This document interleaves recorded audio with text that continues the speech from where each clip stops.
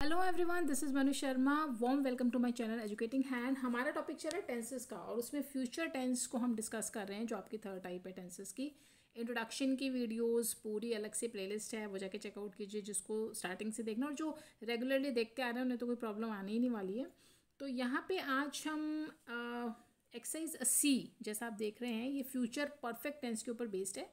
बहुत छोटे छोटे एक्सरसाइजेज हैं, इसको सॉल्व करेंगे। आइए मेरे साथ स्टार्ट करते हैं।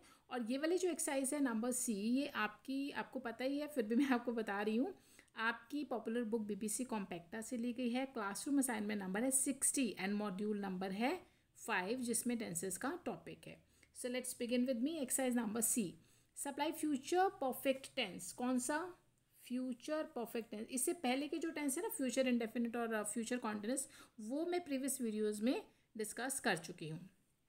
तो future perfect tense of verbs आपको जो है इसमें फिल करनी है।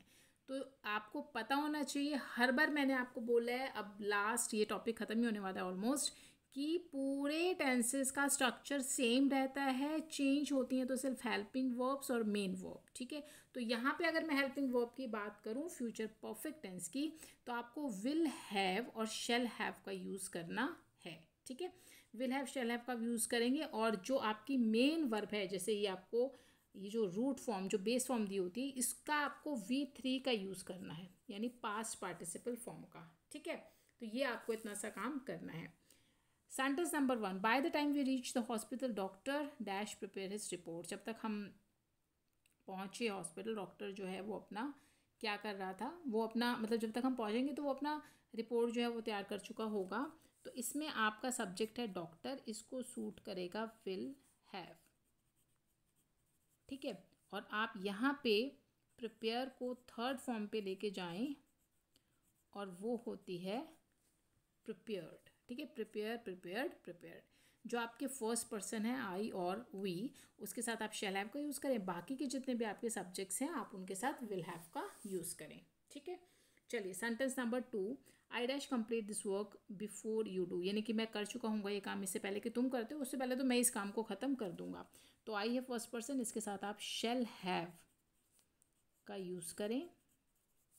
एंड ये जो कंप्लीट है, इसको भी V3 यानी इसकी थर्ड फॉर्म पर ले जाएं, और उसके लिए आपको डी ऐड करना है, बस कंप्लीटेड हो जाएगा। Complete, completed, completed. Now number 3, Madan dash save quite a lot bye the time his daughter becomes marriageable, यानी जब तक उसकी शादी लाइक बेटी होती है ना मदन की, तब तक वो काफ़ी जो है, काफ़ी पैसा जो है वो बचा लेगा, मतलब काफ़ी ज़्यादा काफ़ी कुछ कर लेगा उस समय तक, सेविंग्स अपनी, ठीक है।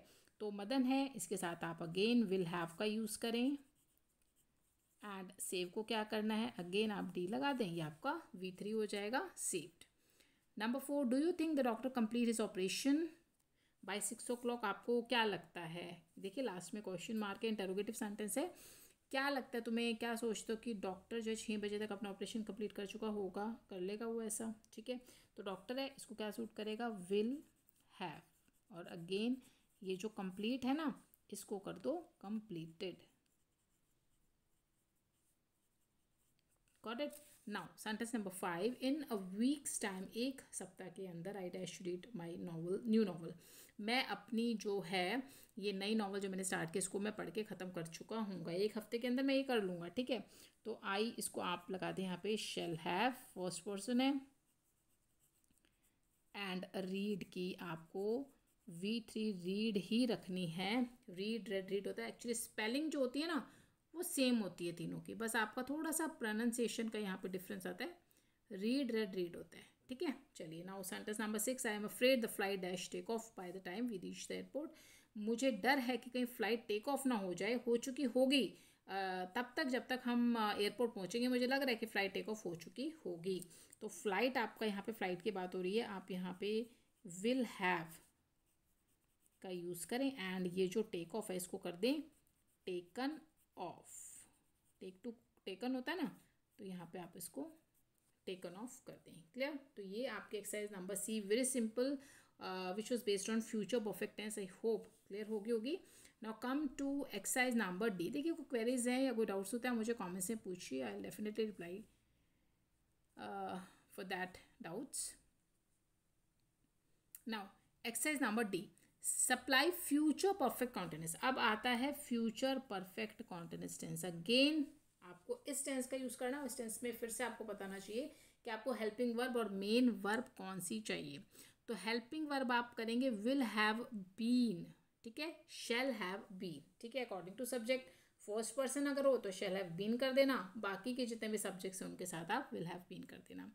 और क्योंकि आपका टेंस कॉन्टिन्यूस है तो अब बात आती है मेन वर्ब की। जहाँ भी जितने भी कॉन्टिन्यूस टेंस है सब में आप रूट फॉर्म के साथ, जो आपकी बेस फॉर्म होगी, इसके साथ आप आईएनजी लगा देना। या मैं इसको ये कह सकती हूँ कि V1 विद आईएनजी, यानी फर्स्ट फॉर्म ऑफ वर्ब और आईएनजी। जैसे अटेंड है, इसको आपने सिर्फ आईएनजी ऐड करना है, अटेंडिंग करना है, ठीक है। ये तो मेन वर्ब की बात है। चलिए स्टार्ट करते हैं। सेंटेंस नंबर 1, बाय May 1, 1 मई तक I dash my coaching camp for 4 months। मैं 1 मई तक मेरा जो है ना वो लग रहा होगा कैंप जो है 4 महीने के लिए, वो मैं अपना जो कैंप है उसकी कोचिंग ले रहा हूँ, अटेंड कर रहा हूँ। तो आई है फर्स्ट पर्सन है, इसको आप शैल हैव बीन, ये तो आपकी हो गई हेल्पिंग वर्ब। और ये जो अटेंड है ना, इसको कर दो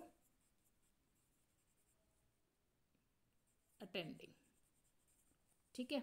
now second one, by 7 o'clock the soldiers do for duty their duty for 20 hours।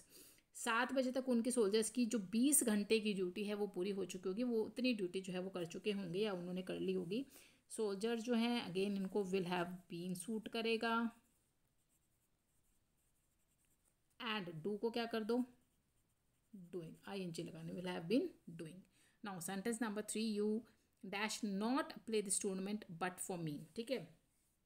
तुम ये टूर्नामेंट मेरे लिए खेल रहे होंगे, मतलब टूर्नामेंट नहीं खेलोगे लेकिन मेरे लिए, ठीक है।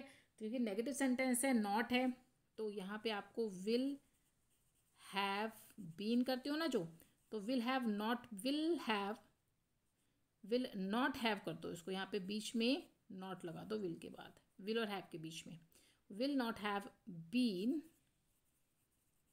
एंड ये जो प्ले है इसको क्या करना है, ING, playing, will not have been playing, ठीक है। Now sentence number 4, Neelam dash write for months when she completes her novel, यानी वो जब अपनी नॉवल को कंप्लीट करेगी तो उसको लिखते हुए कई महीने हो चुके होंगे, यानी काफ़ी महीनों को लिखने के बाद उसकी नॉवल जो है, कहने का मतलब ये है कि तब जाके उसकी नॉवल कंप्लीट होगी। तो नीलम विल हैव बीन, राइट को आपको क्या करना है, आईएनजी ऐड करना है, तो ये होगा आपका राइटिंग, ठीक है। बहुत सिंपल एक्सरसाइज है, क्लियर होगी। अगर आपको कहीं कोई डाउट्स होते हैं मुझे कमेंट्स में पूछ लिया करो, ठीक है। तो exercise number C and D हमने आज डिस्कस की असाइनमेंट नंबर 60 से। बाकी की जो आगे एक्सरसाइज है वो नेक्स्ट वीडियोस में डिस्कस करेंगे। एंड वीडियो को लाइक शेयर कर दो अगर आपके लिए यूजफुल है, प्रैक्टिस मेरे साथ करना, सब्सक्राइब कर लो चैनल को डेली नोटिफिकेशंस के लिए। और अगली वीडियो में मिलेंगे, तब तक के लिए स्टे हैप्पी, स्टे हेल्दी।